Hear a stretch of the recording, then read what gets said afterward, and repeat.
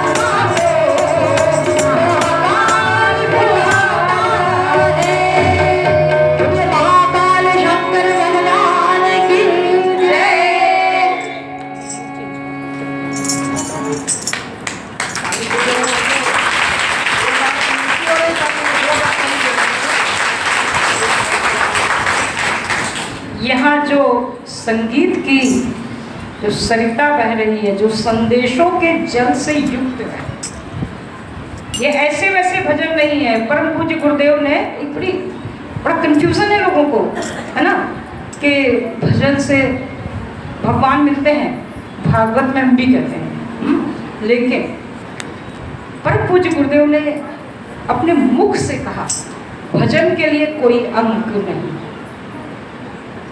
शायद आप लोगों ने न सुनी हुई अमृतवाणी में साफ साफ कहा भजन के लिए कोई अंक नहीं। उन्होंने क्या कहा? प्रज्ञा गीत गाओ, प्रेरणा गीत गाओ, आग लगा दो, है तो संदेश, संगीतमय संदेश। और इस सुंदर वातावरण का श्रेय पता है किसको जाता है? हम सबको जाता है। इसमें से एक भी चीज कम कर दीजिए, सब बेकार। आप लोग नहीं थे जब, थोड़ा देर में आए, तो बिल्कुल बिना तेल की, बिना घी की बाती जैसे दीपक जैसी स्थिति थी। जब आप लोग आए तो वो दीप प्रज्वलित हो गया। हमारे भाई क्या अद्भुत,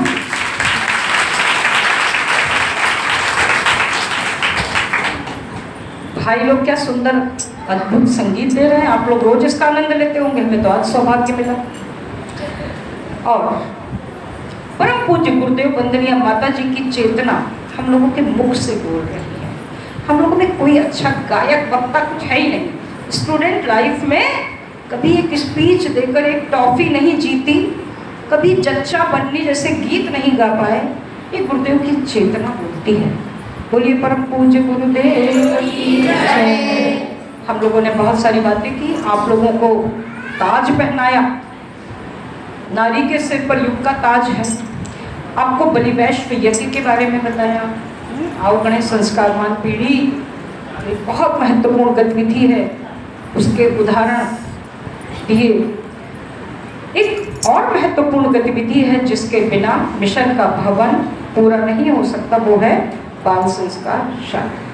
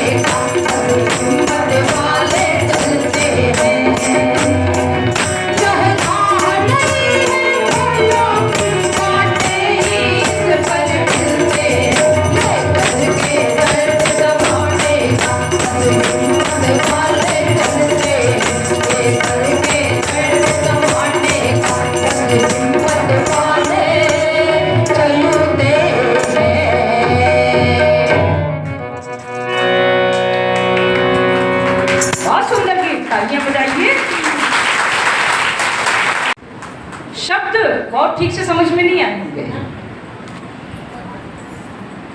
अंतिम कड़ी थी, जीने को जिया करते हैं यहाँ पशु पक्षी कीट पतंग सभी, इतिहास के गुलशन में लेके आता बसंती रंग तभी, जब ऐसा माली आता है जो जीते जी गल जाता है क्या हो जाता है जी, जीते जी गल जाता है।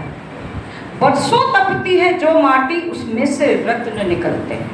आपने किसी ऐसे माली को देखा जो अपने गुलशन को हरा भरा करने के लिए, जिसने अपने तन मन जीवन एक एक क्षण एक एक कण को गला दिया? ऐसा कोई माली आज तक देखा? बताइए। भैया हाथ उठा रहे, बढ़िया। बहनें तो सोच रही हैं मालियों को देखा तो खुरपी उर्पी चलाते देखा है? बताइए कहाँ है माली? वो गुरुदेव, परम पूज्य गुरुदेव का उदाहरण हमारे सामने। जब 15 वर्ष के थे तब दादा गुरुदेव ने उनको दर्शन दिए। जब किशोरावस्था में इंद्रियों का वेग अपने चरम पर होता है, एक किशोर बालक सारे भौतिक सुखों को प्राप्त करना चाहता है, उस समय दादा गुरुदेव ने उनसे कहा कि गायत्री के 24 क्या करो? बोलो बोलो, जोर से बोलिए। महापुरुष शरण और उन 24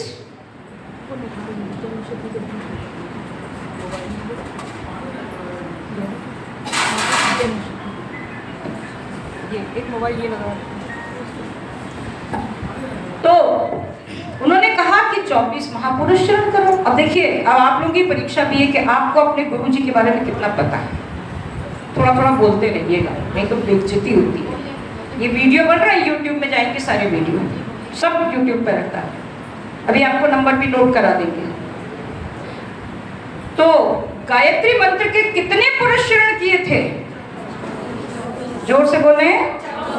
24 महापुरुष शरण किए। इन 24 महापुरुष चरणों में परम पूज्य गुरुदेव ने क्या खाया?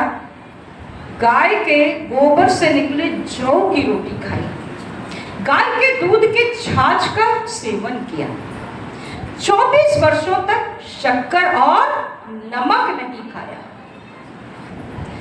सुनने में तो हम एक दो लाइन में बोल देते हैं, हम भी सुन लेते हैं, लेकिन इस भोजन को छोड़ दीजिए, गाय गौ माता को छोड़ दीजिए, हम ऐसे ही जौ की रोटी बिना नमक शक्कर के छाछ के साथ खाकर साप्ताहिक व्रत एक दिन का कहा जाता है, बृहस्पतिवार को स्वाद व्रत रखें, लेकिन नहीं रख पाते हैं।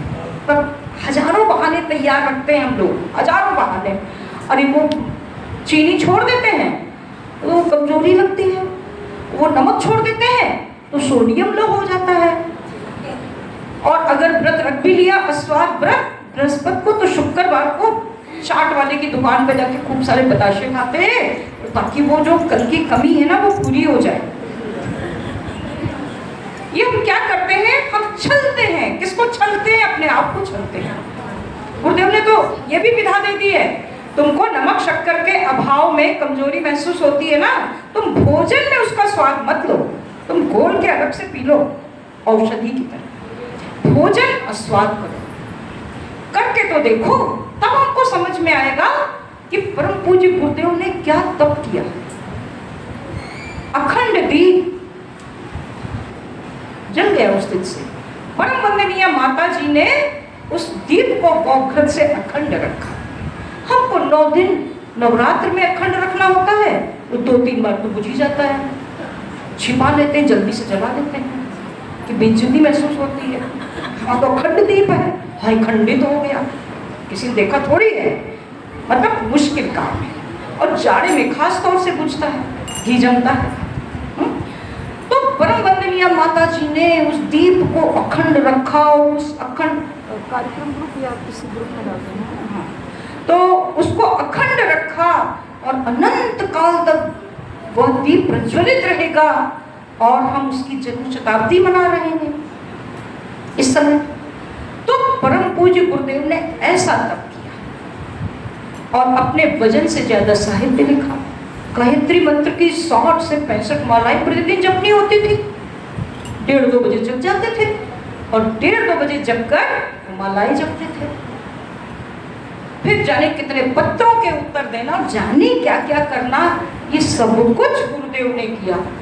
और ये सब कुछ करके गुरुदेव ने वो शक्तियां किसको दे दी? अपने पास रखी या हम लोग को बांट दी? हम लोग को बांट दी। अभी गुरु पूर्णिमा पर गुरुदेव के लिए गीत लिखा था। हमने कहा गुरुदेव के चरणों में एक खिला हुआ फूल समर्पित करते हैं। तो 2 लाइनें बिना म्यूजिक के सुने, बाद में इसको गाया जाएगा। शांति कुंज की गंगा आज के सिंबल्स खुल गए।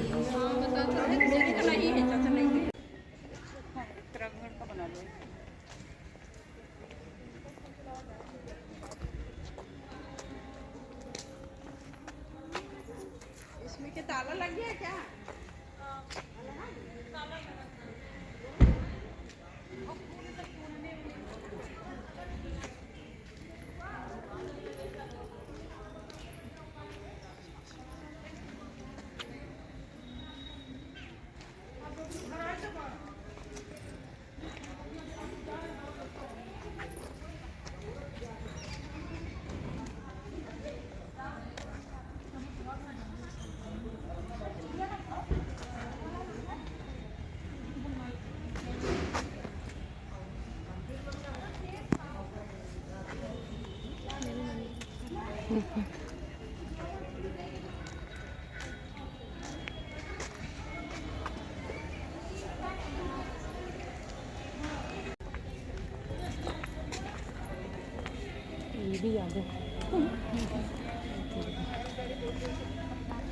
शांति कुंज हरिद्वार की, युग तीर्थावल खेड़ा की, युगाधिपति महाकाल की।